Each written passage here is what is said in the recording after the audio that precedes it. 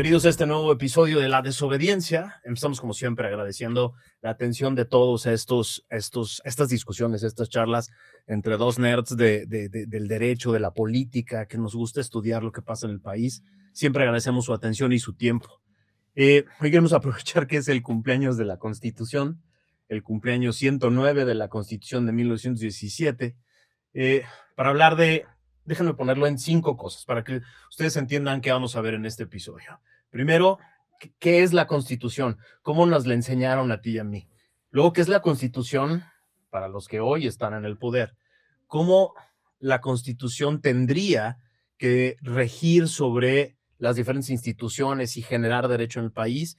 Y cómo el morenato ha convertido esto en un pedazo de papel, en un libro casi histórico, porque en realidad se trata de un narcorrégimen donde la corrupción impune es la norma, ¿no?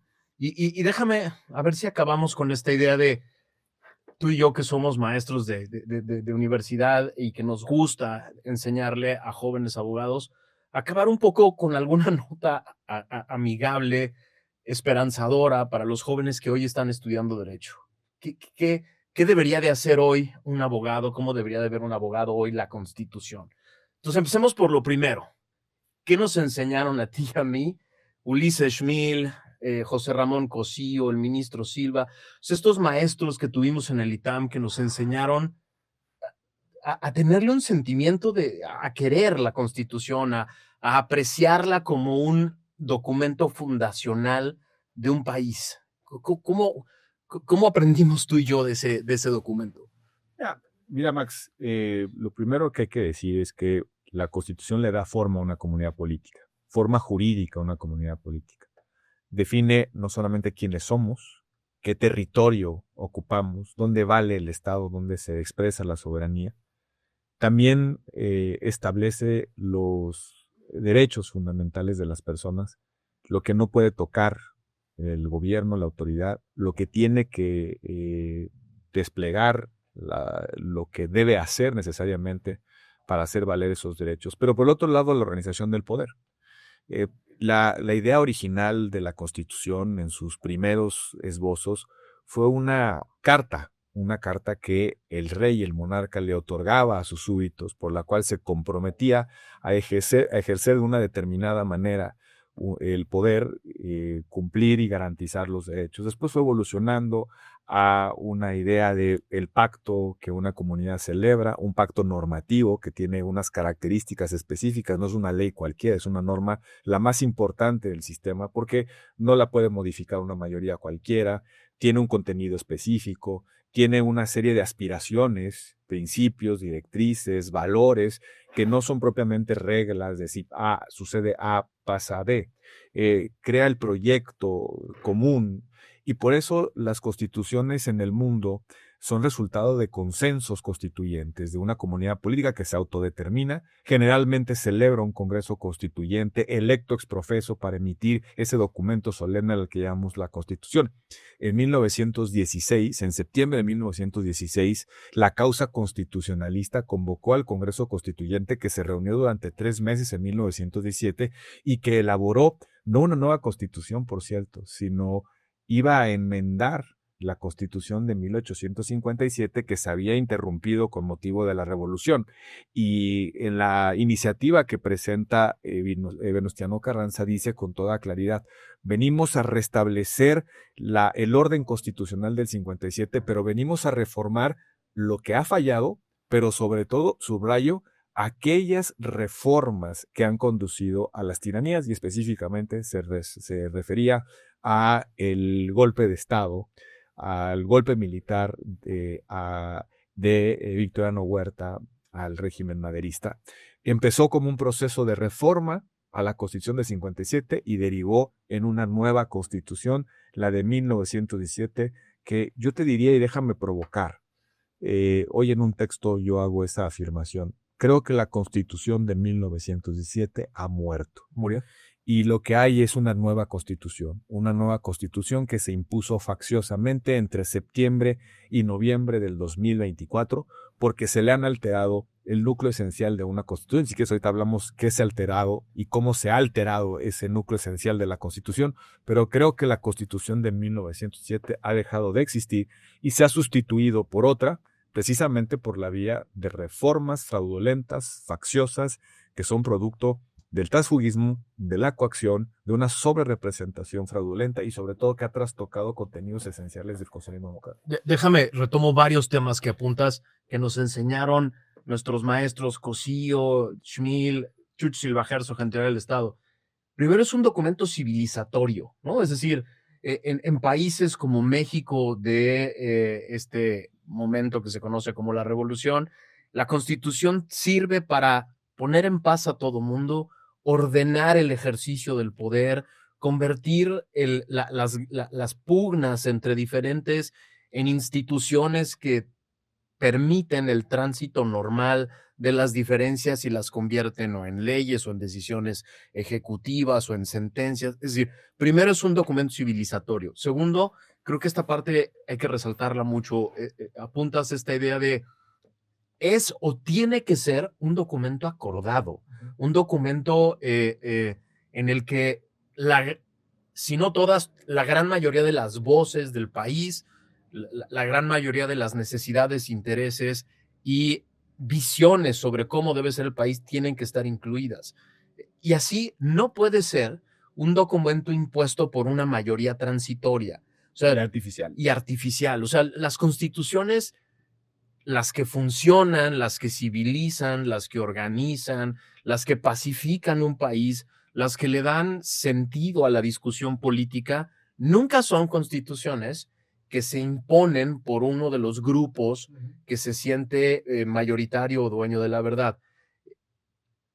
Todas las constituciones de los últimos 100 años en diferentes lugares del mundo que se han impuesto de esa manera fracasan en el mediano y el largo plazo porque no reflejan la visión de un país. Eso fue lo que nos enseñaron. Pero déjame rescatar otra cosa que nos enseñaron que creo que vale la pena y que, como dices, ya murió, que es la idea de las decisiones de poder se tienen que fundar en ese documento. Eso ya murió. Es decir, de los 90 para 2000, hasta el 2018, la clase política, los académicos, los empresarios, intentamos replantear la idea de la Constitución es el fundamento de todas las decisiones que se ejercen en los diferentes aparatos de poder y solo así son legítimas y entonces vamos a crear órganos para que las revisen, para que les mantenga la regularidad, para que nadie pueda estar sobre este documento, etc. Y de pronto llegó un señor que dijo, a mí no me vengan con el cuento de que la ley es la ley. Yo puedo hacer lo que quiera, porque tengo el aval del pueblo y porque tengo... Y entonces, de pronto, todo ese caminito que llevábamos de vamos a retomar la idea de que la Constitución es la que hace legítimo cualquier decisión de poder, se destruyó. por completo. Y mira, habría que preguntarnos cómo nace una constitución y muere una precedente. Una constitución nace a través de 3 vías, básicamente. Puede nacer como producto de una rebelión, es decir, que ciertas expresiones de fuerza se imponen y suspenden la constitución precedente e imponen su nueva constitución, y generalmente esa constitución no tiene una legitimidad democrática, es producto de la fuerza. Esa es, digamos, una constitución formal que es producto, insisto, de la fuerza. La segunda vía para establecer una constitución es el de la revolución. El pueblo se subleva frente a una tiranía, frente a una dictadura, se organiza en un congreso constituyente que tiene generalmente una naturaleza representativa. En algunos casos el congreso constituyente implica también un plebiscito constitucional o un referéndum constitucional y de consenso se impone, se fija, se establece la nueva constitución que ordena al Estado, que ordena qué puede decidir y qué no puede decidir el Estado. La principal pretensión de la Constitución civilizatoria, como bien dices, es garantizar la libertad. Y para eso protege derechos fundamentales y organiza, separa y divide el poder, básicamente. Es la segunda vía, la revolución. Y la tercera es el proceso de mutación o de reforma. Por eso te citaba el ejemplo de la Constitución del 17, que se origina a partir de una intención de reformar la Constitución del 57 para arreglar lo que no funcionaba de esa Nunca Constitución. tuvieron la pretensión que después se convirtió en la historia oficial de crear la nueva No, constitución social. Y de hecho hay varios momentos en el constituyente en la que los diputados dicen, no, estamos reformando, enmendando la Constitución del 57 porque había que mantener la regularidad del orden constitucional. El discurso constitucional de Venustiano Carranza había sido que Victoriano Huerta interrumpió el orden constitucional del 57 y en consecuencia que había restablecer la regularidad, quitando ese gobierno usurpador y estableciendo las nuevas bases de versión política. Fue después cuando la Constitución se entendió como una distinta y diferenciable de la de 57. ¿Cuál es la tercera vía? La tercera vía es la reforma. Una reforma que aquí es donde entran los matices. ¿Hasta qué grado o con qué límites una serie de reformas desdibujan por completo una Constitución? Y la segunda pregunta es, cuando el poder revisor de la Constitución, que no tiene una legitimación similar al del Congreso Constituyente, es un órgano constituido, es el Congreso de la Unión, la mayoría de momento en el Congreso de la Unión, quien puede reformar la Constitución. ¿Qué pasa cuando esa mayoría cambia por completo la Constitución? ¿Estamos en presencia de la misma Constitución o estamos frente a otra distinta? Ahora, para que esto no parezca una clase de derecho, creo que es muy importante que le digamos a las personas que nos están viendo y escuchando, que no son abogados, ¿por qué es tan importante que sea uno u otro modelo de constitución? O sea, ¿por qué es tan importante para ti que una constitución sea un documento acordado por distintas fuerzas, discutido, con una visión clara de país, con una idea de proteger las libertades de todas las personas a través de instituciones limitadas en el ejercicio del poder? ¿Por qué es tan importante para el público eso? De entrada, porque el origen de una constitución, la forma en la que se diseña, discute e impone, tiene impactos directos en la vida de las personas todos los días, en su propiedad, en sus distintos tipos de libertades, en la capacidad de organizar o no un proyecto de vida, en la capacidad de defenderte o no de los posibles abusos de distintas autoridades de poder. Es decir, esto no es simplemente teoría, no es simplemente, digamos, una clase de derecho para decirles que en las teorías hay diferentes modelos. No, cada uno de estos modelos tiene impactos diferentes sobre la vida. No es lo mismo una constitución acordada por todas las fuerzas políticas, con el consenso del país, con el compromiso de todos de respetarla en el ejercicio permanente del poder, que una constitución impuesta por sobrerepresentaciones, con ideologías absurdas, por una dictadura, exacto, como puede ser la Constitución venezolana, como puede ser la Constitución cubana, como puede ser la Constitución iraní. Y ahí el otro elemento, decíamos que tiene una vocación libertaria la Constitución, pero también tiene una vocación democrática. Una de los fragmentos más relevantes de cualquier constitución es cuando califica que la soberanía reside esencial y originariamente en el pueblo.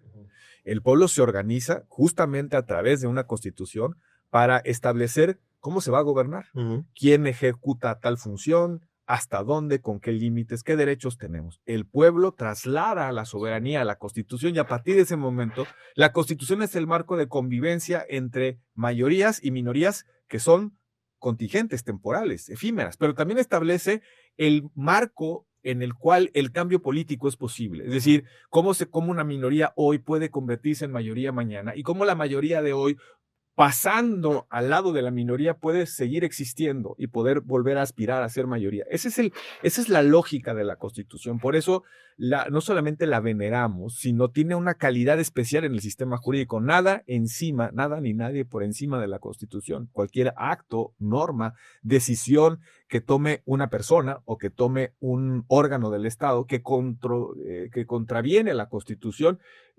debe considerarse fuera de lugar, para decirlo pronto, nula, anulable.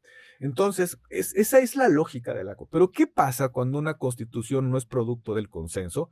Pues simplemente no tiene esa vocación democrática. Cuando es producto de la imposición de una mayoría, precisamente vulnera la lógica de que estemos representados todos en ese marco de convivencia. Porque además, lo apuntas ahorita muy bien al principio, la Constitución asume que tú le diste la oportunidad, que tú cediste tu capacidad de decidir cómo se ejerce el poder, cuánto tiempo dura, quién lo puede ejercer. Tú se lo cediste a los representantes que tienen, a través de la propia Constitución, la capacidad de reformarla o no. Eso es bien importante que lo entiendas, Los porque autores de la Constitución son los ciudadanos. es importante que entiendas que como ciudadano común, que la Constitución asume que tú diste el permiso, que tú cediste parte de tus Que lo que está ahí capacidades. puesto fue parte de tu consentimiento. Exactamente, y eso es importantísimo que lo entiendas, porque entonces así se vuelve absurdo e ilógico que una facción política, por más que se diga representante del país entero, 35 millones votaron por estas personas. Ya otro día vamos a discutir cómo llegaron a esos votos y cómo compraron y la chingada. Pero vamos a decir 35 de 100 millones de electores, de 130 millones de ciudadanos. Entonces, en el mejor de los casos, son una mayoría política con base en la votación que se dio. Y ya, el problema es que esa mayoría política cree que es el único intérprete real de lo que tú Hacedor quieres, de la Constitución. de lo que Único tú quieres redactor como de la- ciudadano de el ejercicio del poder. Y ahí es donde se truena todo. Sí, y viene el tercer elemento. Hablamos de la vocación liberal, de la vocación democrática de una constitución, y tendríamos que poner en perspectiva si una constitución liberal y democrática admite que no existe el pluralismo político.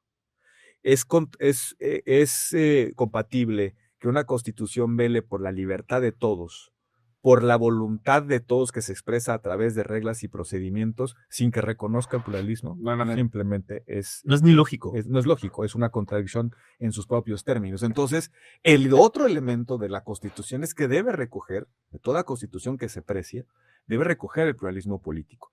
Y el pluralismo político lo debe recoger de manera dinámica, no el pluralismo de hoy, sino el pluralismo que pueda existir para la generación que nos siga y la generación que siga para adelante. Otra de las grandes características de la Constitución es que preserva el acuerdo político para que las futuras generaciones puedan tener país, puedan tener nación. Cuida la herencia de hoy para el mañana. Por eso las constituciones tienen un procedimiento complejo, agravado, más distinto al que se utiliza para emitir una ley cualquiera. Por eso decimos que son constituciones rígidas. La Constitución norteamericana es muy difícil modificarla, se ha modificado en varias ocasiones, pero su proceso de enmienda es muy complejo. El de nuestra Constitución no es tan Se complejo. vuelve una burla. Pues hay más de 800 reformas en la historia desde 1907 para acá. Pero independientemente de la rigidez, de qué tan difícil o fácil es modificar la Constitución, la idea es de que la Constitución debe ser resultado de un consenso para hacerla y resultado de un consenso para modificarla, para enmendarla. ¿Qué pasa, insisto, cuando una facción que solamente representa a una parte de una comunidad política se da a sí misma la carta blanca para cambiar por completo la Constitución, para transformarla, para quitarle sus tres componentes básicos, su vocación libertaria, su vocación democrática y su vocación de preservar el pluralismo político de una sociedad? Es un contrasentido porque la propia Constitución, incluso lo que queda hoy de la Constitución del 17, sigue diciendo todavía que cuando acaba esta parte que es el ciclo electoral y te conviertes en diputado federal, en senador de la República o en presidente de la República, sigue diciendo la Constitución que a partir de ese momento gobiernas para todos, gobiernas para los 130 millones, te ocupas de hacer que esa Constitución sea válida y se respeten las libertades y los derechos. Es el manual de gobierno. Exactamente. Y es un contrasentido lo que tenemos hoy en este grupo que está en el poder de esa propia Constitución, porque sin ningún rubor, sin ninguna pena, en el momento en que se convierten en diputados, senadores o la encargada de la oficina de la presidencia de la presidencia de la República hoy, se asumen claramente como yo solo gobierno para los que me echan porras y para los que votan por mí. Yo no gobierno para los otros 100 millones de mexicanos. esos 100 millones de mexicanos que se las arreglen como puedan, yo solo gobierno. Y entonces convierten la Constitución, y pasemos al segundo tema, convierten la Constitución en un libro sin sentido, en un papel Vacuo, sí. vacío, carente de sentido, ¿no? Que no ordena nuestras relaciones, que no ordena las relaciones de poder que se dan entre un ciudadano y el poder público o entre los órganos del poder público. Y aquí es donde entra, donde quiero seguir con la provocación, Max. Es reconocible la Constitución que tuvimos entre 1917 y 2024, a la que hoy está vigente. Ya no. Dice una frase sacramental consignada en el artículo 16 de la Declaración de los Derechos del Hombre y del Ciudadano, que una sociedad que no garantiza los derechos y la separación de poderes no tiene constitución. Entonces ahí podemos decir que ahí está el contenido histórico, conceptual, analítico de una constitución por más de 200 años. Muy bien. ¿Sigue existiendo la preservación de los derechos y la separación de poderes en nuestro país? ¿No? En nuestra constitución, esa que hoy se celebra. Y yo digo que no. La reforma judicial trastorna por completo la separación de poderes y permite la captura del poder judicial y en consecuencia que no se garanticen los derechos. Más grave aún, una reforma que no se ha discutido de manera seria y que solo se ha discutido en el contexto de la configuración de la Guardia Nacional o de la injerencia del poder militar en la seguridad nacional, seguridad pública, fue darle al legislador ordinario, otra vez a una mayoría de hoy, a una mayoría contingente que se puede generar en un momento electoral cada 3 años, esa mayoría tiene una potestad constitucional de trasvasar funciones civiles a la burocracia militar. Es decir, se rompió por completo la separación y mando de los poderes civiles con respecto a los poderes militares. Yo no reconozco ya más a una constitución liberal, democrática y que precede el pluralismo político en esas prescripciones. Otra, fíjate nada más, le pusieron a la Constitución lo que han llamado la cláusula de supremacía constitucional. Prácticamente impiden que tú te puedas defender frente al poder revisor de la Constitución. Sí. Esto implica que el poder revisor de la Constitución puede hacer lo que se le dé la gana, cambiar la forma de gobierno, cambiar el catálogo de los derechos fundamentales, concentrar el poder, eliminar el federalismo, eliminar la república, normalizar los poderes de excepción y no tenemos ninguna posibilidad de defensa. Dime otra vez si se cumplen con las condiciones de preservar la libertad, la separación de poderes y el pluralismo político, si el poder revisor de la Constitución, ese órgano complejo que está regulado en la Constitución, puede hacer cualquier cosa, hasta cambiarnos el nombre de la República, si está en su deseo. ¿Cabe un poder omnipotente en una Constitución? Yo creo que no. Tú y yo llevamos un par de décadas dando clases de derecho, sobre todo de derecho constitucional a alumnos, y para mí uno de los elementos más importantes y más complejos, más difíciles a veces de explicar, es el concepto de Estado de Derecho y control de regularidad de la Constitución. O sea, es importantísimo, o sea, un alumno de derecho no se puede decir abogado y menos abogado constitucionalista si no entiende la importancia central como columna vertebral de una república, que es el concepto de Estado de Derecho con un control real de regularidad de la Constitución. No puedes hablar de Estado de Derecho cuando el encargado de hacer que la Constitución valga en hacer una ley, a la hora de hacer una ley federal o una ley general o una ley estatal, o se tome una decisión en el Poder Ejecutivo Federal o en el Poder Ejecutivo de un Estado, y que solo sea legítima, válida y vigente si respeta los parámetros constitucionales. Es decir, si no tienes un órgano como era el Poder Judicial que teníamos antes, que por lo menos hace el intento permanente de que cada uno de los actos de poder de los distintos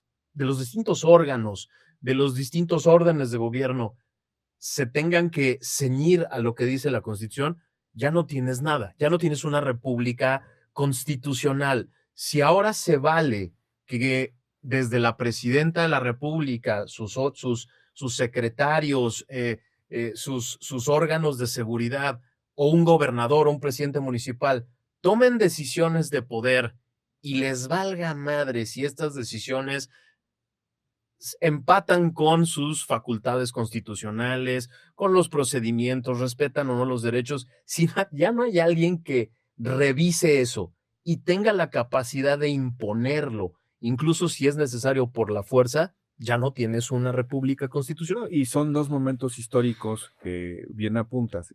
La idea del Estado de Derecho, digamos, la idea pura del Estado de Derecho es la mayoría representada en un Congreso manda y manda a través de la ley, el imperio de la ley. ¿Cuál ley? La que establezca esa mayoría.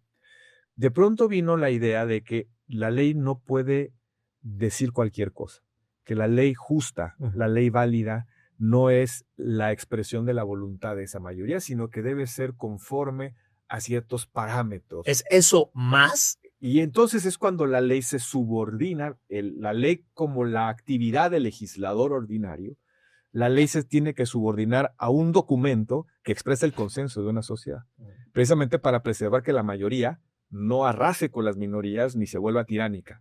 Entonces se subordina la ley que es expresión, insisto, de la mayoría, a un contenido en cuanto a procedimientos, en cuanto a órganos y en cuanto a sentido, qué se puede y qué no se puede decidir a través de la ley, se subordina a la Constitución. Entonces, el concepto de Estado de Derecho se complementa con el de la supremacía constitucional, que no es otra cosa de que posibilitar que sea examinada la ley a partir de lo que establece la Constitución, que sea regular, es decir, que haya sido emitida conforme a los procedimientos y de acuerdo con el contenido que la Constitución exige. Y nada de eso es posible si no tienes un poder completo si no dedicado a preservar eso. Es decir, todo esto es discurso y todo esto se queda en buen deseo, como pasó durante casi 70 años de la etapa previa del sistema de partido hegemónico, cuando no tienes un órgano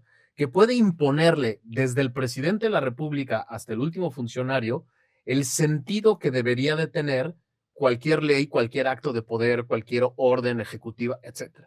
Si no hay un órgano, un poder completo dedicado a eso permanentemente, aunque sea imperfecto, aunque de repente tenga problemas de corrupción, lo que sea, pero que su vocación sea la de estar promoviendo, cuidando la regularidad de todos esos actos, ya no tienes una república constitucional. Y es lo que le pasó a México con la reforma. En México, fíjate, en esa misma secuencia, el pueblo se expresa a través de la ley, pero también el pueblo salvaguarda sus intereses a través de una constitución. Entonces la ley tiene que ser conforme a la Constitución. La ley puede ser resultado de una mayoría contingente, una mayoría temporal, pero la Constitución preserva la posible existencia de otras mayorías a lo largo del tiempo. Pero falta el tercer componente. Entonces, ¿quién debe ser el garante de la Constitución? ¿Quién debe ser el guardián de que la ley esté sujeta a la obediencia de la Constitución? Y aquí es donde aparece el Poder Judicial y específicamente los llamados tribunales constitucionales. Eso que hace mucho tiempo fue la Suprema Corte de Justicia de la Nación. Entonces, ese es el diagrama completo. El pueblo se expresa a la ley, se expresa a través de la ley, pero el pueblo también salvaguarda sus intereses a través de la Constitución y luego le encomienda a un órgano, la Judicatura, defender la Constitución frente a la ley para equilibrar otra vez la libertad, el pluralismo político y la democracia. Pero, ¿qué pasa cuando una mayoría convierte y hace irrelevante la diferencia entre Constitución y ley? Porque para la mayoría fraudulenta de Morena, hoy es exactamente lo mismo reformar la Constitución que cambiar la ley. Y peor, esa facción se encargó de hacer toda una maquinaria pseudoelectoral con la captura del INE para que el 5% del electorado, copiara unos acordeones y los pusiera en una boleta para escoger a la Corte del Bienestar que tenemos hoy. Ahí se cierra el círculo. Y esa Corte ya no va a preservar el consenso constitucional, sino va a preservar la voluntad de esa mayoría que se expresa a través de la Corte. Ese es el tema. Ahora, pasemos a la tercera pregunta, que creo que es lo más importante esta semana por todo lo que ha pasado, que es el reino de la corrupción y la impunidad. A ver, decíamos, Estado de Derecho quiere decir que las autoridades solo pueden hacer aquello para lo que están expresamente facultados, tienen una serie de obligaciones, facultades de las que no se pueden extralimitar, hay un presupuesto que tienen que ejercer para ciertos temas y demás. Corrupción es que una autoridad decida que a él no le aplica la ley y que el presupuesto, sus facultades, su poder lo puede ejercer para beneficio personal. Todos los modelos de Estado del mundo son susceptibles a o tienen riesgo de corrupción. Todos tienen el riesgo de Suecia, Noruega, tienen el riesgo de que un servidor público diga, a mí me vale madre la Constitución, yo me voy a quedar con esta lana, voy a hacer un contrato para mí, etc. Ahora, el problema no es que haya el riesgo de que suceda un acto de corrupción. El problema es que eso se convierta en el sistema y que además la impunidad sea parte de ese sistema. En el momento en que tienes un sistema en el que la ley ya no importa, en el que un grupo de personas pueden robarse el presupuesto, pueden hacer obras sin ningún tipo de concurso, sin ningún tipo de transparencia, robarse el dinero a través de los hijos del presidente y su clan, y no pasa nada. El exsecretario de Gobernación, que luego fue el coordinador de la campaña de Claudia, dicho por el propio gobierno, en esos 2 años ingresó, según el SAT, 80 millones de pesos, cabrón. Y pagó una fracción de impuestos y no pasa nada. Y está señalado en el expediente de la barredora y está señalado en el expediente del huachicol fiscal. Esta semana sale un nuevo escándalo que tiene que ver con una serie de empresas factureras que se encargaban de extraerle recursos a Tabasco y a otros 6 estados morenistas. Y no pasa nada.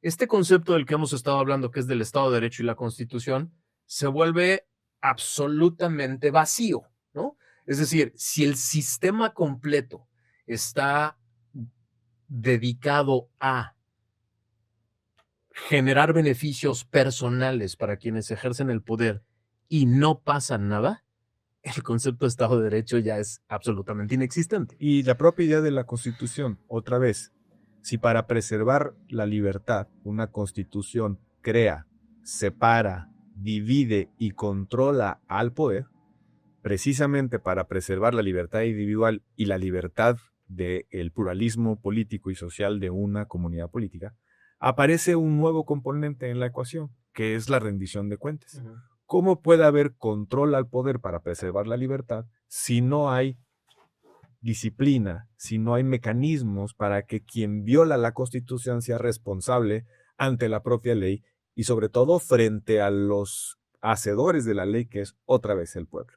Entonces, la rendición de cuentas, el control al poder, la responsabilidad que se genera del actuar indebido vía acción u omisión por parte de una autoridad, de un agente de la autoridad, ese concepto se vuelve estructural de una constitución. Entonces, ¿qué pasa cuando una constitución no es eficaz en la rendición de cuentas? Y cuando tienes un sistema cíclico, sistemático de corrupción que hace que no se cumplan las leyes, que no se cumplan las directrices de la Constitución. ¿Puede haber Constitución si no hay rendición de cuentas? Me parece que no, porque no se cumple con una de las exigencias internas del concepto, que es precisamente que haya control al poder. Y los órganos ahí están. Está la Auditoría Superior de la Federación, que es, si pasan ustedes por Periférico Sur, hay un edificio gigante ahí que es absolutamente inútil hoy, que no hace nada, que no revisa nada, que no... su función constitucional es revisar las cuentas del gobierno, de todos los órdenes de gobierno, y que el dinero se haya destinado para lo que se tenía que hacer. Hoy no opera. Está la Fiscalía General de la República, que tú y yo hemos platicado en varios episodios, que no es otra cosa que la Procuraduría del Bienestar, que es la Defensoría de los Intereses de Morena. Está, tú y yo trabajamos ahí, en la que era la Secretaría de la Función Pública, hoy se llama rimbombantemente la Secretaría Anticorrupción, que no sirve ni madre. Están los sistemas, el Sistema Nacional Anticorrupción, los sistemas locales anticorrupción. Los internos de control. Todo está. O sea, digamos, los órganos están, pero no funcionan, no operan. Ayer sí en el programa de Factor K hicieron un recuento de los 50 escándalos más grandes de corrupción de los últimos 7 años, todos, el 100% absolutamente impunes. En un puñadito de ellos hay algunos chivos expiatorios de medio pelo para abajo, como el pobre operador del tren interoceánico, así, pero políticos ni uno. O sea, los encargados de los órganos que fueron sorprendidos en caso de corrupción, ninguno.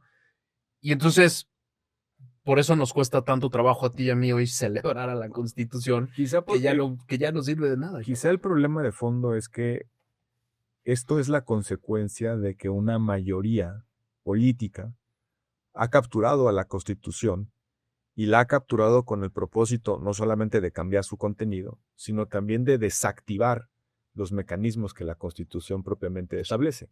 Basta con poner a una señora que no entiende o no quiere entender o simplemente está ahí para administrar el tiempo en la CNDH para que esa institución constitucional, que es uno de los instrumentos para la preservación y garantía de nuestros derechos, no funcione. O sea, también puedes desactivar a la Constitución colonizando esas instituciones y poniendo a gente inepta, o simplemente creando las condiciones para que no funcionen esas instituciones.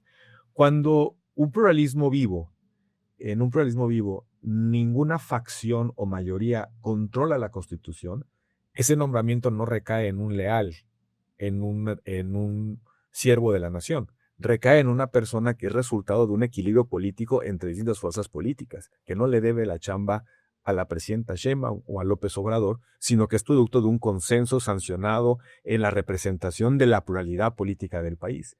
Y es ahí eso genera ciertas libertades para que el presidente de la CNDH, que viene de un consenso plural, pues no esté únicamente interesado en congraciarse con el poder, sino en hacer su trabajo, en ejercer las competencias que la Constitución le da a esa institución. Lo mismo podríamos decir de la Auditoría Superior de la Federación. Como la mayoría tiene capturada a la Constitución, pues no tiene ningún incentivo el señor auditor de controlar las cuentas al gobierno, pues porque por lo menos lo que le puede pasar es que no lo reelijan o que lo destituyan o que le dejen de hablar o que le cancelen la viabilidad de una chamba en el futuro. Entonces, también hay un elemento, la eficacia, para decirlo pronto, de una constitución también depende de elementos políticos. Y un elemento político, pues es la destrucción del pluralismo. Cuando ningún partido podía tomar las decisiones políticas fundamentales, como reformar la Constitución por sí mismo, tenías que someterte a ciertos controles, tenías que someterte a cierta negociación. Una minoría podía parar ciertos procesos, podía generar un veto sobre las decisiones. No podías reformar la Constitución a tu antojo. Cuando el gobierno, el régimen, se impone en una mayoría fraudulenta, también desactiva la Constitución. Por eso quizá la muerte de la Constitución de 17 la tengamos que decretar en función de la muerte del pluralismo político en el país. Sin duda. Ahora, ¿de qué te afecta a ti un modelo en donde la corrupción impune se convierte en el sistema de ejercicio del poder? Porque no es simplemente esta idea de qué pinche coraje ver sus lujos y ver que viajan en primera. No es solo eso. Creo que es muy importante explicarle al ciudadano común que no es simplemente un tema de teorías y de comparación de países a través de índices de corrupción, etcétera, sino la afectación directa que tienes tú. A ver, por ejemplo, el tren militar del sureste, el que le dicen el Tren Maya, costó más de 3 veces lo que dijeron que iba a costar. Parte de ese costo tiene que ver con que los Juniors López y sus clanes inflaban contratos de material y de otras cosas para quedarse la lana. Entonces, un proyecto que iba a costar 150,000 millones de pesos acaba costando más de 550,000 millones de pesos y la lana se va ahí. No es solo que los Juniors López y su clan se hicieron ricos lo que te debe dar coraje. Te tiene que dar coraje a ti, por ejemplo, que eres derechohabiente del IMSS o tus papás son derechohabiente del IMSS, que ese dinero de más que se gastó aquí, que se desvió a través de esquemas de corrupción, no acabó en medicinas, en tratamientos, en material, en equipo, en vacunas. Ese es el drama de la corrupción y por eso los estados modernos que funcionan bien tienen estos esquemas que dices de control, de vigilancia, de rendición de cuentas, porque las personas que viven en esos lugares solo aportan impuestos a un modelo de Estado porque el Congreso les dice que esa lana se va a ir a comprar medicinas y no a inflar contratos para que se roben el dinero y confían en que eso sucede. en ese camino estábamos. Es decir, a ti y a mí nos tocó convivir desde dos trincheras diferentes, tú como senador y yo como activista de la sociedad civil en la construcción de lo que queríamos que fuera el Sistema Nacional Anticorrupción, para que el Estado mexicano le pudiera decir a la gente, mira, este esquema te va a ayudar a confiar en que cada peso que pones se va a donde te dijeron que se iba a ir y no a otro lado. Cuando todo eso se desactiva, cada uno de tus pesos de impuestos se van a una caja oscura donde un pequeño grupo decide qué hacer con ese dinero. Mucho de ese dinero se va a cuentas personales. Otra cantidad importantísima se va a pagar voluntades y a la captura de los procesos electorales. Campañas. Y otro se va para pagar favores de distintos aliados, pero no para ti, no para tu seguridad, no para tu salud, no para mejorar las condiciones de inversión en el país, ¿no?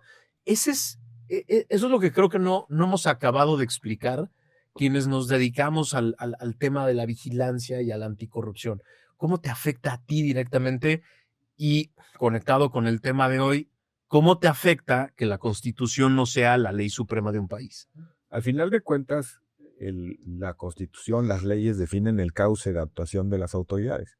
Cómo se dispone de un peso que aporta a un ciudadano a la hacienda pública. Cómo tiene que actuar la administración en términos de analizar la viabilidad de un proyecto, estudiar sus impactos, analizar cómo va a beneficiar costo-beneficio para una sociedad, para una comunidad, con qué lo va a pagar, la planeación, la programación, la presupuestación, la fiscalización, todas esas etapas de regulación de la forma en la que el Estado convierte nuestros impuestos en obras, bienes y servicios. Uh-huh. Eso está en la pauta de la Constitución y de las leyes. Lo que hemos visto en los últimos años es la violentación de esas pautas, un voluntarismo que se aparta de la Constitución y que provoca las consecuencias que bien apuntas. Cuando no se sigue el instructivo constitucional, pues la lana termina en el balastro para los cuates de Andy López Beltrán. ¿Por qué? Porque es una forma de robo, pero también es una forma de violación a las reglas, al derecho. Y el derecho es lo que nos permite previsibilidad de lo que debe suceder cuando pasa A, cuando toman el dinero de la hacienda pública y deciden construir un tren.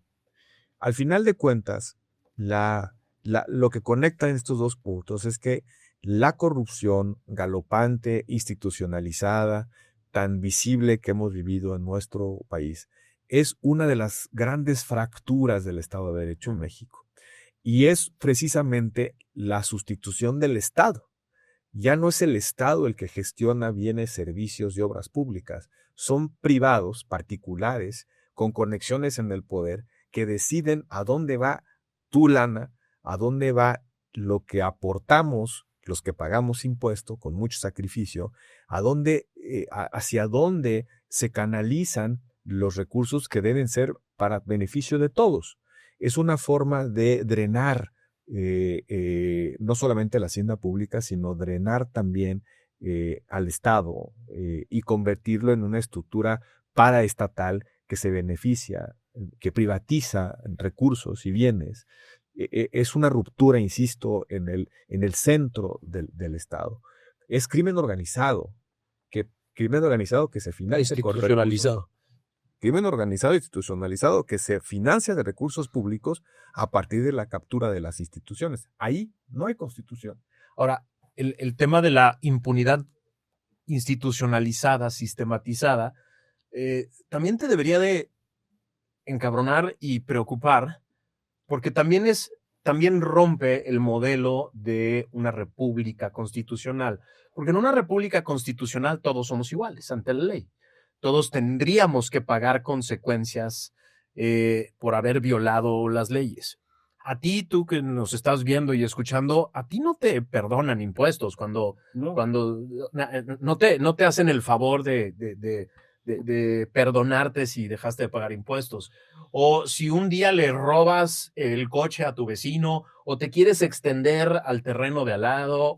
A ti, ciudadano común, no te perdona nadie violar la ley. A lo mejor no te cachan en algunas ocasiones, pero si te cachan no te perdonan. A ellos sí, sistemáticamente, como modelo de ejercicio del poder. Si eres parte del morenato, si eres parte de este régimen, así haya sido un gobernador priista tramposo o un presidente municipal de quién sabe qué otro partido que sea un corrupto, si te juntas a este grupo que ejercemos el poder, te vamos a perdonar todo y entonces se rompe también el modelo de una república constitucional cuando un grupo de personas no son responsables de ninguna manera frente a la ley y el resto somos responsables de todo lo que hacemos y nadie nos perdona nada. En ese momento se rompe por completo la idea de una constitución para 130 millones de personas. Y como bien dices, se rompe el principio de igualdad entre los mexicanos, ciudadanos de primera y de segunda, o mejor dicho, ciudadanos que tienen el espacio de impunidad que les da el poder y ciudadanos que se someten al imperio de la coacción, al imperio de las reglas, al imperio de las obligaciones, sin ningún tipo de concesión. Pero vuelvo al tema. Bajo esta lógica que describes de corrupción institucionalizada, de penetración del crimen organizado, como lo vimos el día de hoy, en el que se anuncia la detención de un alcalde de Morena, que por cierto ya había tenido varios antecedentes de vínculos con el crimen organizado. No solamente era un alcalde vinculado con el Cártel Jalisco Nueva Generación, era un alcalde que a plena luz del día encabezaba las extorsiones a los negocios en ese municipio, que se metió a la casa de una tequilera importante, prácticamente como si fuera su propiedad. Sí, sí. El Varguitas de aquella película memorable, lo estamos viendo en pleno siglo XXI, pero no es un dato del cual nos hayamos impuesto porque lo detuvieron. Ya sabíamos, ya se sabía, en Jalisco lo decía todo el mundo, hay notas publicadas, investigaciones periodísticas al respecto. De repente viene la detención y nos damos cuenta que efectivamente el crimen organizado ya es parte de las instituciones. La pregunta que nos tenemos que hacer si con la reforma judicial, con la reforma que trasvasa funciones civiles a los militares, con la que elimina la posibilidad de someter a escrutinio judicial la acción de reforma constitucional, si la ampliación del catálogo de prisión preventiva oficiosa, si esta corrupción institucionalizada, si la impunidad que es la gran sombra del Estado de Derecho, podemos celebrar que existe Constitución. Si tenemos un régimen que capturó por completo a la Constitución y a las decisiones que desde la Constitución te toman, desde la integración de las autonomías hasta la creación de decisiones, la formación de ciertas decisiones, creo que sí podemos decir hoy, 5 de febrero de 2026, que la Constitución del 17 ha muerto y que estamos en una Constitución impuesta facciosamente, una Constitución que genera una lógica de dominio de una facción política frente al resto de los ciudadanos, que ya no vivimos en la Constitución que fue producto de la Revolución Mexicana, sino la Constitución que nos impuso por la puerta de atrás, con base en enmiendas y reformas fraudulentas que nos impuso un régimen. Ahora, tú y yo hemos sido maestros de derecho durante muchos años y yo estoy muy preocupado por alumnos, exalumnos, por los futuros abogados de este país que ven esto, lo tienen claro, nos escuchan hoy a nosotros y dicen, puta, pues entonces voy a estudiar economía o me voy a estudiar otra cosa. No son buenos momentos para estudiar Derecho en México. Es un momento bien difícil, cabrón. O sea, yo tengo rato de no estar en un salón dando constitucional, di derecho constitucional durante 10 años. No sabría cómo empezar hoy una clase de constitucional, cabrón. O sea, a lo mejor es como una clase de historia o de, no sé. Pero sí quiero que intentemos dejarles un mensaje a los jóvenes abogados de por qué sí vale la pena hacer el esfuerzo de activismo jurídico para reconstruir esto. Es decir, esto que murió, que intentamos los últimos 30 años de poner a la Constitución en la cima del orden del ejercicio del poder, es algo que sucedió porque un grupo de mexicanos hicieron el intento de que eso pasara y pasó. Y lo podemos volver a hacer. Es decir, una parte muy importante de estas instituciones que permitían esto, ahí siguen, ocupadas por los peores personajes, con los peores intereses, pero ahí siguen. ¿Qué, qué le, ¿Qué le tenemos que decir a los jóvenes abogados y a los estudiantes de derecho de hoy de por qué sí vale la pena estudiar derecho y ser un abogado de verdad? Yo creo que no va a existir constitución o no existe constitución en su modelo ideal o en sus modelos, digamos, que la realidad va generando, si no hay constitucionalistas. Y cuando hablo de constitucionalistas no me refiero a estudiosos del fenómeno constitucional, a estudiosos de la teoría de la Constitución o de la interpretación constitucional. Me refiero, con esta idea de constitucionalistas, a lo que algún filósofo del derecho llamó el patriotismo constitucional, la defensa explícita de los valores, del contenido, de la razón civilizatoria de una constitución. Y creo que es ahí donde todos hemos pecado de omisión, Max. La reforma judicial pasó prácticamente sin indignación social porque nos faltaron ciudadanos constitucionalistas. Todo de lo que hemos platicado hoy pasó en nuestra cara. En nuestra cara, y puede pasar ahora con la reforma electoral que estará a punto de presentarse. Una constitución tiene una legitimidad histórica, una legitimidad también funcional. Si una constitución pacifica a una comunidad y permita que el cambio político esté abierto, que los canales de cambio político se recreen, es una constitución que a base de ser funcional se legitima. Hemos tenido, yo creo, un constitucionalismo bastante funcional. Hemos resguardado en la Constitución instituciones, tradiciones, figuras, racionalidades, procedimientos. Le hemos puesto a la Constitución aquello que no queremos que el legislador ordinario altere. Plazos hasta la Constitución le hemos puesto. Los 48 minutos de la reserva de tiempos de Estado para el modelo de comunicación política lo pusimos en la Constitución. Y te digo, los transitorios que hemos redactado para que no le pudiera el legislador cambiar el nivel de el detallismo, para que el legislador ordinario, para que la nueva mayoría no revirtiera todos esos consensos. Salvaguardamos los consensos en una norma que tiene ciertas características especiales, sobre todo que es difícil al cambio o está dificultada al cambio. Pero no puede haber una constitución eficaz, vigente, que no tenga quien la defienda. Exacto. Y cuando hemos pedido al defensor institucional de la Constitución, que es el Tribunal Constitucional, que es, digamos, el garante formal de la regularidad, pues, cuando ya no tenemos tampoco eso, ¿qué queda? Yo recupero esta idea burkeana de necesitamos pequeños pelotones que defiendan la esencia básica de la Constitución. Pequeños pelotones somos nosotros en este espacio, en las comunidades de WhatsApp, en las universidades, en los clubes sociales deportivos, en las charlas informales, en la familia. Pequeños pelotones que estén defendiendo la racionalidad de la Constitución frente a algo que se vuelve que se vuelve inminente. Están subvirtiendo la esencia misma de la Constitución democrática y pluralista a base de enmiendas que pasan de noche con implicaciones muy profundas que pueden alterar a generaciones enteras sin que los ciudadanos levantemos la ceja. Ese debería de ser el gran acuerdo hacia adelante. Es decir, cada uno de ustedes va a definir qué tipo de candidatos o partidos o grupos representan lo que ustedes consideran que debe ser digno de su voto.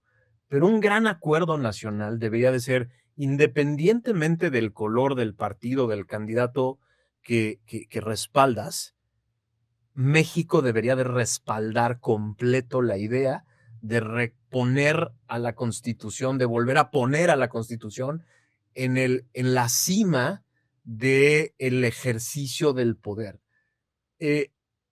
Ya después nos ponemos a platicar de las minucias, cabrón, y de los partidos y de quién no puedes. El gran acuerdo debería de ser la exigencia de todo México de me vale madre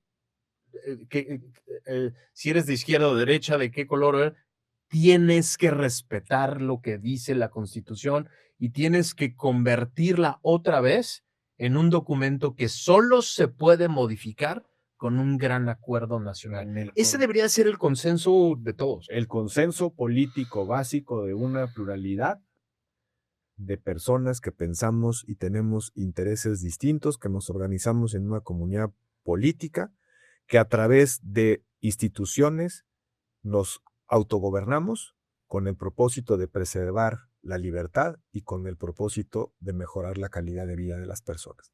Esa lógica, esa enunciación es lo que significa ser constitucionalista o aspirar a que haya un constitucionalismo democrático en nuestro país.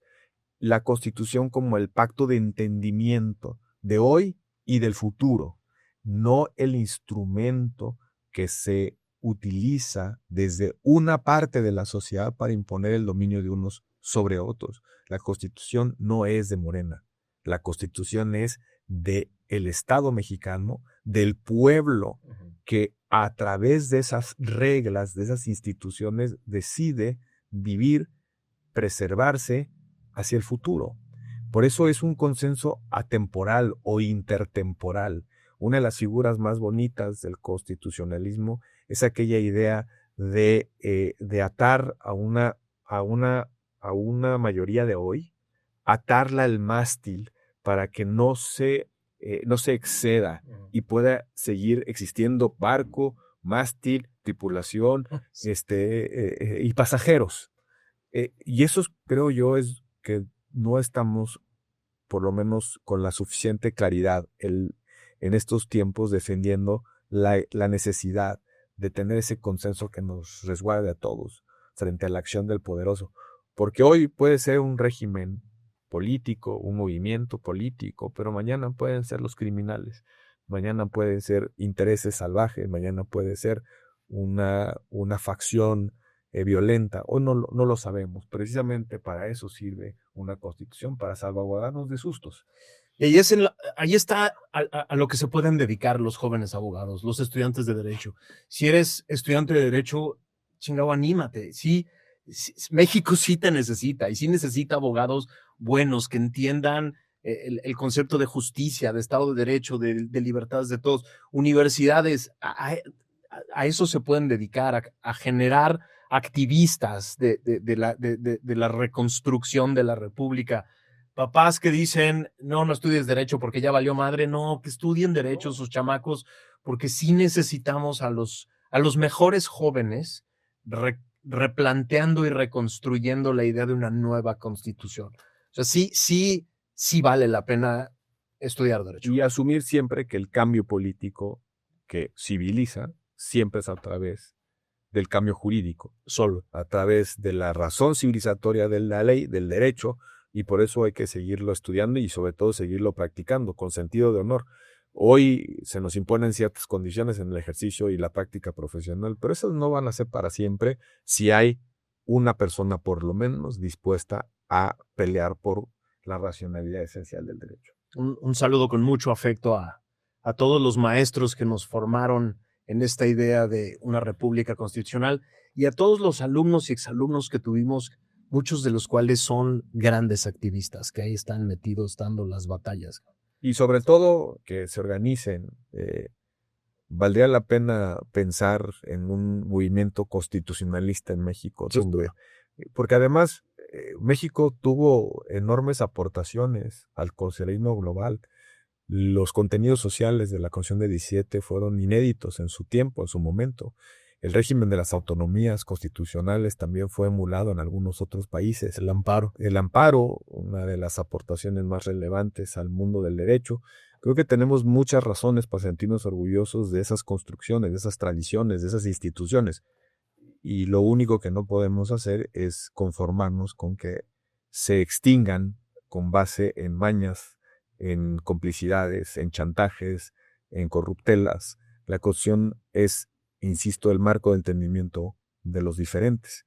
Y mientras sigamos existiendo los diferentes en la misma comunidad política, vamos a necesitar es necesario reivindicarla. Y pues con esa nos vamos. Muchas gracias de verdad por estar en este esfuerzo de entender qué es el país y cómo funciona. compartan, pongan el link en todos sus redes y chats, suscríbanse al canal, únanse a Ciudadano Comprometido. Este tipo de esfuerzos de comunicación y de análisis independiente y libre sirve, funciona, crece gracias a ustedes. Nos vemos la que sigue. Saludos.